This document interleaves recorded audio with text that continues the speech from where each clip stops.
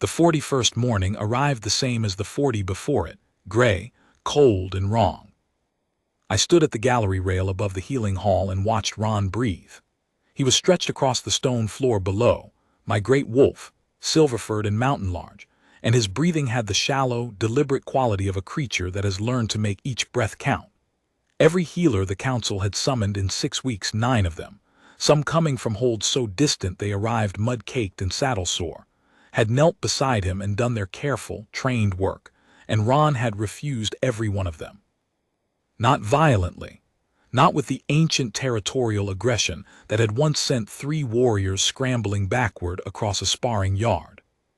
He simply lay still and let their hands approach, and then a low sound would build in his chest, not a growl, not a warning, something older and sadder than either, and the healers would go pale and lift their hands away and look at me with the expression I had come to dread. The careful, sorry expression of people about to explain that there was nothing more to be done. I had been Alpha King of Thornwall Hold for 16 years. I had buried my father, rebuilt the eastern granaries after the Greyrot, settled a border dispute with the Veldrick packs that had lasted 3 generations before me, sent 3 seasons grain to Mossway after their flooding. I had learned in those 16 years that there is a particular kind of grief that has no scene, no moment of fracture. It simply settles, like cold into stone, until you realize one morning that you have already accepted the thing you told yourself you hadn't. I stood at that gallery rail and I understood, looking at Ron's slow ribs, that I had begun to grieve him without telling myself I was doing it. I had been choosing small cruelties of practicality, ordering the dismantling of his equipment harnesses, quietly relieving the 2 young wolves he had run with from their pairing, and I had dressed each one as sense and called none of them goodbye. My council had stopped bringing healers to me with hope. They brought them with apology now, which is worse. It was my steward, Pell, who told me about the woman on the moors. He brought it to me the way he brought things he was uncertain I would consider. Sideways, briefly, folded into a longer report about the state of the South Fields after the winter. He said that a woman had been working the moor ground below the Hold South Gate for 11 days, that the eastern section of the Greyvest, which had been poisoned farmland since the Greyrot seeped in 7 years ago, was showing new growth under her hands, that she had not asked permission or payment, had simply arrived one morning and begun, and that 3 of the field workers had told him she spoke to the land the way others spoke to people, patiently, at length, as though she expected to be answered. She does not appear to be a healer, Pell said carefully. She has no guild markings, no tools that anyone can identify. She works with her hands directly in the soil. The field workers say the Greyrot retreats where she has worked. I said, "What is her name?"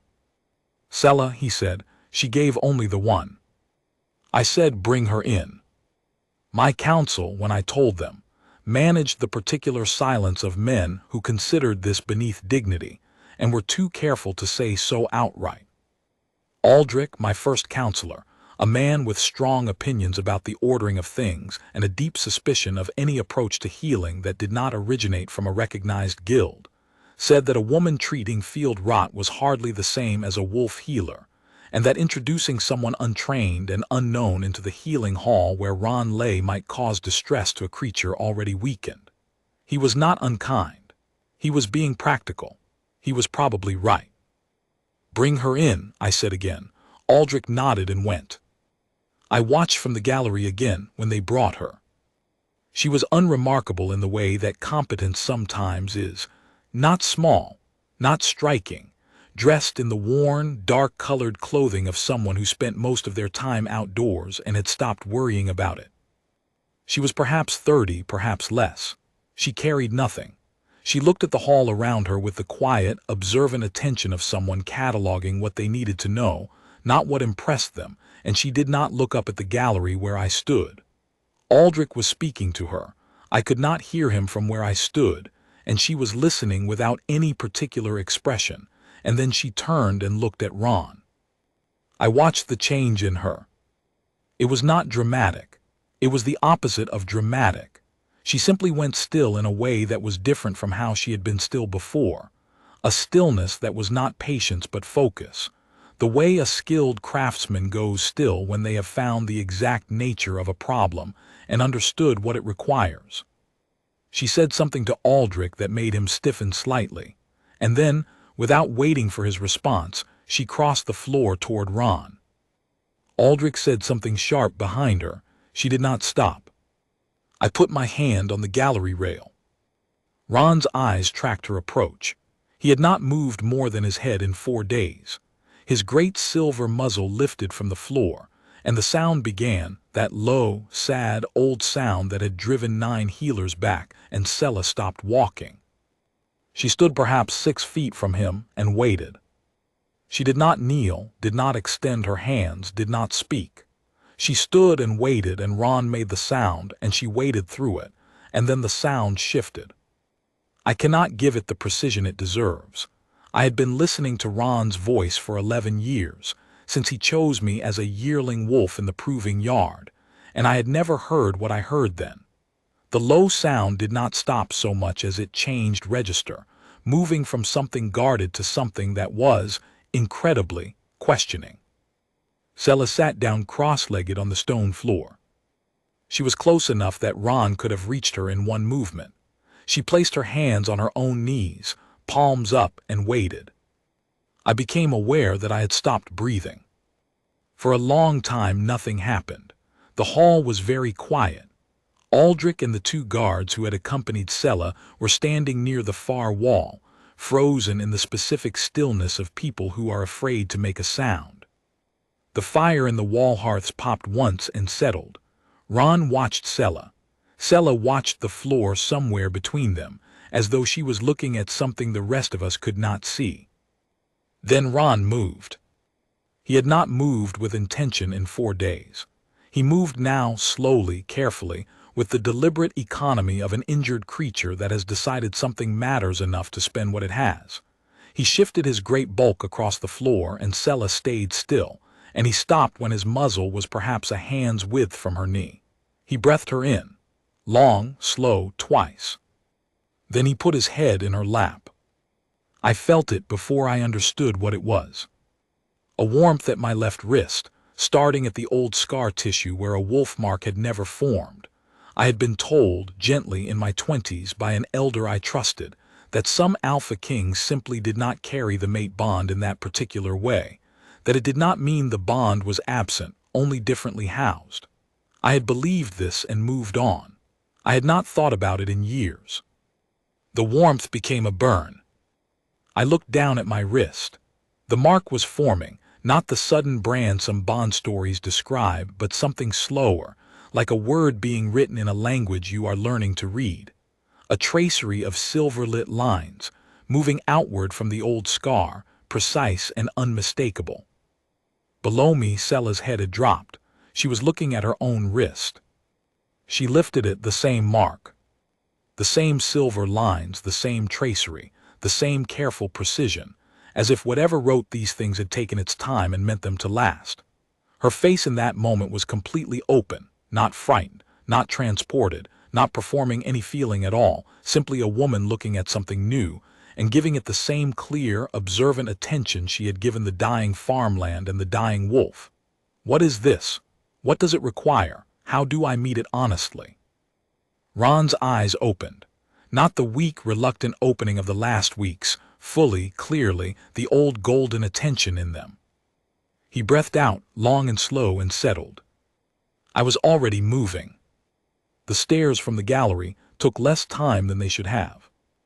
I was aware of my counsel turning, aware of Aldrich stepping forward and then stopping, aware of the 2 guards finding somewhere else to look. None of it mattered the way it usually matters. I crossed the hall floor and I crouched down beside Ron, and I put my hand on his flank, warm, breathing evenly, the muscle tone already different from this morning, life moving differently through him. And then I looked up at Sela, who was still sitting cross-legged on the floor with Ron's head in her lap and her marked wrist resting open on her knee. She looked back at me with that same clear, considering attention. He was waiting, she said, not accusing, not unkind. He knew what he needed. He was waiting for it to arrive. I said, and you, did you know what this was? When they brought you in. I knew his ground was sick, she said. The same way the farmland is sick. Something in the life of a place goes wrong, goes thin, the wrong touch can't reach it, the right touch can. She paused. I did not know what your wolf would mean to me. I know now. She was not frightened of the mark. She was not frightened of me. She looked at the silver lines on her wrist with the same patient, honest appraisal she seemed to turn on most things. And I understood, looking at her there on the floor of my hall with my recovered wolf's head in her lap, that she had probably never been frightened of very many things, not because she lacked imagination, but because she had developed, in whatever years she had spent working the sick land back to health, a profound trust in the process of honest attention. She looked at hard things clearly because she believed looking was the beginning of helping. I had not met anyone like her. I had met women my council considered appropriate, daughters of allied pack lords, young women from good families with recognizable training and recognizable standing, women who knew how to be in a hall like this one, and what role to play inside it. I do not say this with contempt. I say it because the contrast was vivid, sitting there on the stone floor of my own healing hall at Sella's level, looking at a woman who had simply arrived 11 days ago at my South Fields and started working because the work needed doing, who had come in without deference and without anxiety, who had sat down on my floor without being invited to, and whose hands had done what 9 trained healers could not. Aldrich cleared his throat. I stood. Sella made no move to rise, and Ron showed no inclination to let her, so I did not ask it of them. I turned to face my counsel. Aldrich was a careful man and a good one. He had served my father before me. He had, over 6 weeks of watching Ron decline, done everything he knew to do and grieved privately and quietly the whole time, because he had known Ron nearly as long as I had. I did not mistake his position this morning for cruelty. It was the position of a man whose system of knowing had simply not included this, and such men are not wrong about everything, only about the edges of their knowledge. He said, "My lord, the mark." "Yes," I said. "We should, there are protocols." "Yes," I said again, "we will follow every one of them. But I will tell you the first thing clearly now, so that there is no uncertainty going forward. She is my mate. That is what the mark says. That is what Ron says.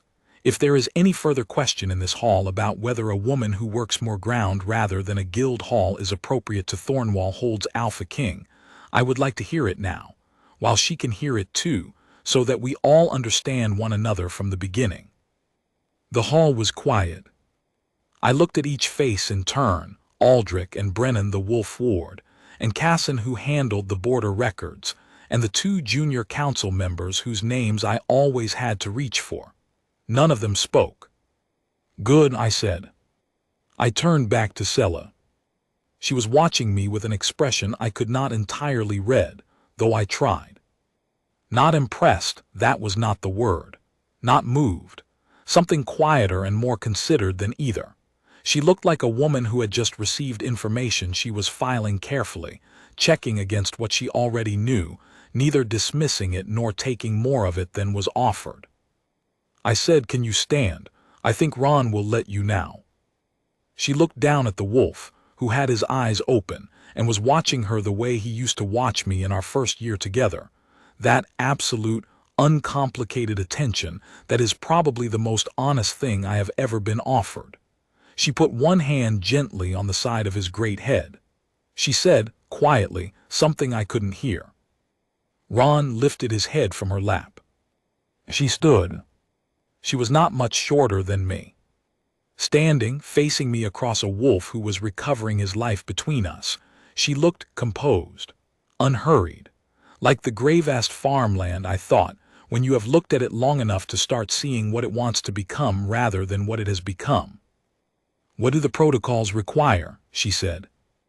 "A naming," I said, "before the council, before the hold." I paused, "before the packs in time." "All right," she said. Not reluctant, not performing willingness. Simply practical, in the way she had been practical about everything I had watched her do in the last hour, meeting what was real with whatever it required, not more and not less. I gave the hold 3 days before the naming. Not because the protocols demanded it, they require only one, but because I wanted Sela to know Thornwall before Thornwall named her. I wanted her to walk its corridors with time to look at them, to understand its grain stores and its wolf yards, and its healers' records with the same attention she brought to everything, to make her own assessment of the place that was going to be her home and the people who were going to be her responsibility. She asked questions I had not expected, not about the politics of the border pacts, not about the ceremonial obligations, not about any of the things the women my council had sometimes suggested might suit me always asked. She asked about the gray rot, how far it had spread, what had been done, whether the field workers who had been managing it were being listened to or managed around. She asked about the wolf yard's sick records and whether anyone had noticed a pattern in the timing. She sat with Ron for an hour each morning and an hour each evening, and by the second day his silver coat had begun to regain the depth of color it had been losing since autumn, and Brennan, the wolf ward, came to me in private and said, simply, "My lord, whatever she is, keep her." I said I intended to. She asked me, on the second evening, while we were walking the south gallery where you could see both the hold and the moor ground below, what the mark had meant for other Alpha Kings she'd heard of. She was asking genuinely, not testing. She wanted to understand the thing that had happened to her the way she wanted to understand everything, clearly, from the beginning, without skipping the parts that were complicated. I told her the truth of it, that the bond was a destined thing, not a choice, not a transaction, not a claim one person made on another, but a recognition the blood and the wolf spirit made together when the right person arrived. That it burned both ways always, when it burned at all. That it was not a command and could not be used as one. That what it was, at its simplest, was the announcement of a possibility that was now open to us both, and what we made of it was ours to determine. She was quiet for a moment. Below us, the Grayvest moors caught the last of the day's thin light, gray-green and vast, and almost beautiful in the way that hard country can be beautiful when you stop fighting it. "The land does that," she said.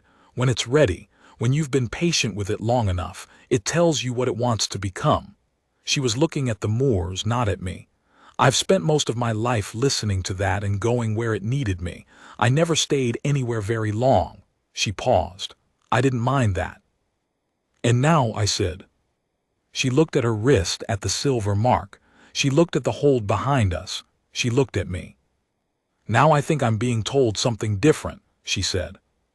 The naming was at midday in the great hall, with the full council and the wolf yard wardens and every hold member who could fit inside. Word had moved through Thornwall the way word always moves through a close stone and timber place, quickly and with variations. And the hall was full in a way it had not been since the winter feast. Ron was there. He walked in under his own power, silver and straight, and I felt the ripple of it go through the room. The wolf ward wardens who had been watching him fail for 40 days, the council members, the hold workers who had grown up knowing him as part of Thornwall's life, the way the walls were part of it.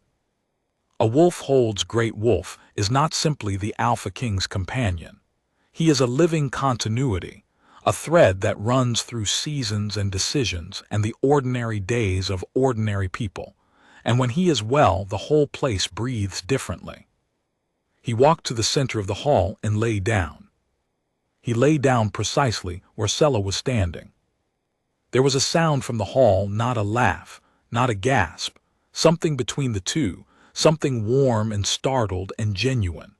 Sela looked down at him with an expression I had come to recognize in 2 days of watching her, the small, private rearrangement of her face that was the closest she came to being openly delighted.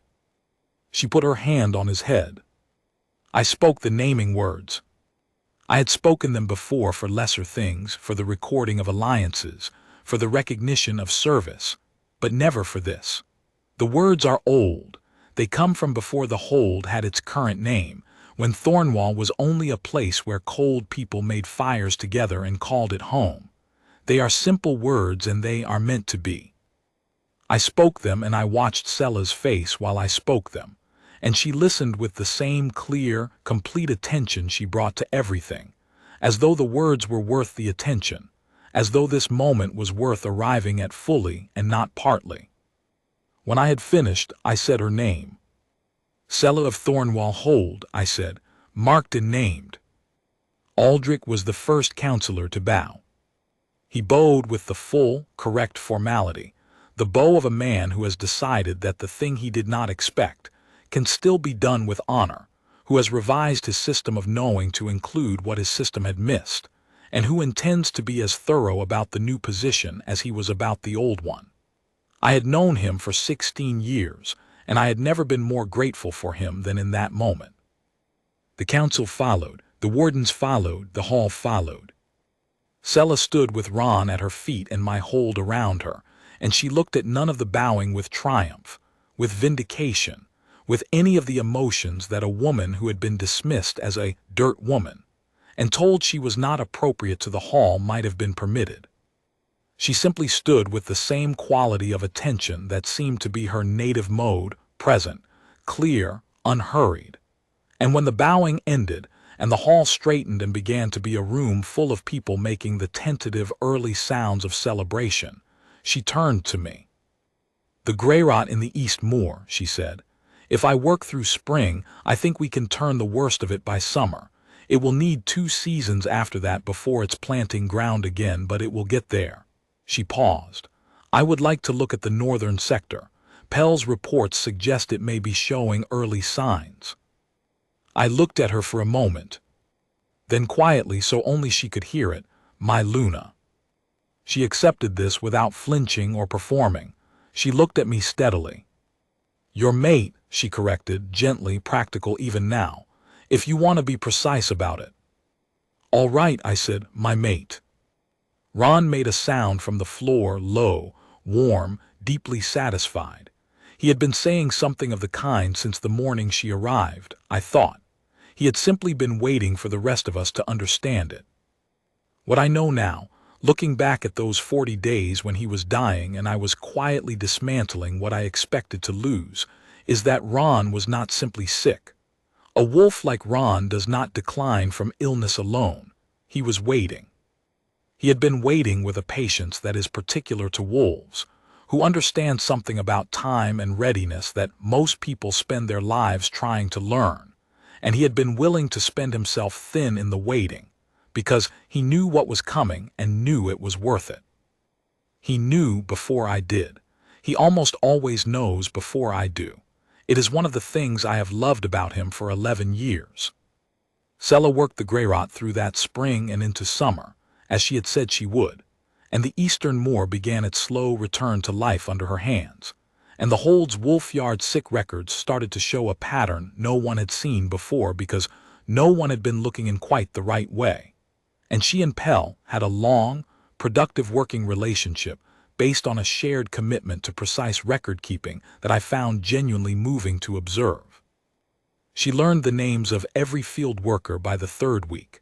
She learned the names of the wolves in the yard by the 1st week.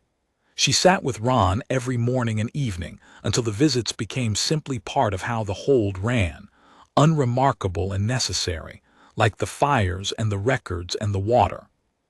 I think about what Aldrich said the morning she was named, not the bow, not the formality, but what he said to me in private afterward, with the careful honesty of a man who had been wrong about something and knew it. He said, "She sees what needs to be done and does it. I don't know that I have a category for that, but perhaps I should." He built one. I watched him do it over the months that followed with the same methodical thoroughness he brought to everything. He was never precisely easy with her. She was never precisely easy with him. But there is something in that which is its own kind of respect, and I think they both knew it. Ron is gray at his muzzle now, as he was when I was afraid I was losing him. But the gray is the gray of a wolf who has had years, not of one who has been losing ground. He sleeps at the foot of the bed cella and I share. And in the mornings when the light comes through the south window of our chamber, he lifts his head and looks at her in the way he looked at her that first morning. The full, golden, uncomplicated attention of a creature who knows what is worth knowing and has no interest in pretending otherwise. She works. She always works. The North Sector, after 2 seasons, showed what she had suspected, and we moved on it early and lost less than we would have. She is teaching 3 of the field workers what she knows, or what can be taught of it. Some of it, she says, is just listening, and you either develop the habit or you don't, and no instruction makes the habit for you. I asked her once in the 2nd year whether she missed the moving, the arriving in new places and leaving when the work was done, and being answerable to no particular ground. She thought about it with her usual honest consideration. I miss parts of it, she said. The way it felt when the work was finished and the land was turned and you could go, the cleanness of that. And now, she looked around at the hold, at the moors, at Ron, at me. Now I'm interested in what happens after the turning, she said, what it becomes. I've never stayed long enough to see that. She paused. It turns out to be the better thing. I think of Ron on the floor of the healing hall, his head in her lap, the warmth burning to life on my wrist. I think of Sela sitting cross-legged on the stone as though she had all the time in the world, turning her palms up and waiting for what was ready to arrive. She had spent years going where the land called her. She had learned to trust that call above every other kind of direction. She had ended up here. She had ended up with us. Whatever wrote those marks on our wrists had been patient about it. It had waited until she had learned everything she needed to know. It had sent her where she was needed, in the way that she moved quietly, without fanfare, without asking permission. And then it had brought her to the last piece of ground that needed her most. I think of this when I watch her still after 2 years. The way she moves through the hold with that same unhurried attention, missing nothing, speaking to the people who make things run the way she speaks to the land, patiently, as though she expects to be answered, and always, always being answered. Ron knew it on the first breath. He put his head in her lap, and the mark burned, and she looked at it clearly and stayed. That, I have come to understand, is who she is, the person who looks at the hard thing clearly and stays. I am very glad the land sent her here.